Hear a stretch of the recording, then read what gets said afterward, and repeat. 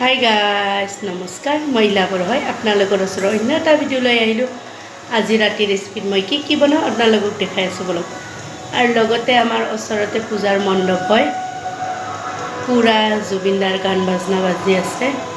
লগত শ্ৰদ্ধাঞ্জলি জনোৱাৰ কাৰণে আমাৰ বৰবাৰী কমিটিৰ মানুহে জুবিনদাৰ ধুনীয়াকৈ ফটো এখন ধুনীয়াকৈ সজাই কেনে ৰাখিছে।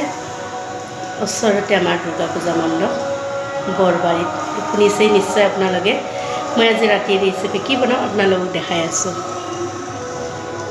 খানা বুলি বিশেষকৈ একো নবনাওঁ মই। এইটো ডাঙৰ চাইজৰ পিঁয়াজ এটা কাটি লৈছোঁ, লগত আলু 3টা ধুনীয়াকৈ ডাঙৰকৈ কাটি লৈছোঁ। ইয়াতে অকণমান আদা নহৰু জলকীয়া জালুক জিৰা আৰু কেঁচা জলকীয়া খুন্দি লোৱা আছে। লগত ইয়াতে বিলাহী এটা দিম, লগত তাৰপিছত কণী পূৰা গুড়া কৰি কেনে ভাঙি দিম। কণী আনিব গৈছে, আহি পোৱাই নাই। এতিয়া বনোৱা ষ্টাৰ্ট কৰোঁ। মই অলৰেডি কেৰাহী বহাই দিছোঁ আঞ্জাৰ কাৰণে।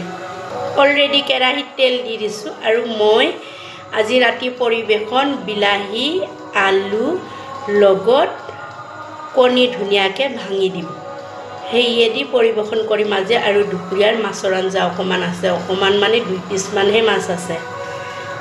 তাৰ কাৰণে মই আৰু বিশেষকৈ একো নবনাওঁ।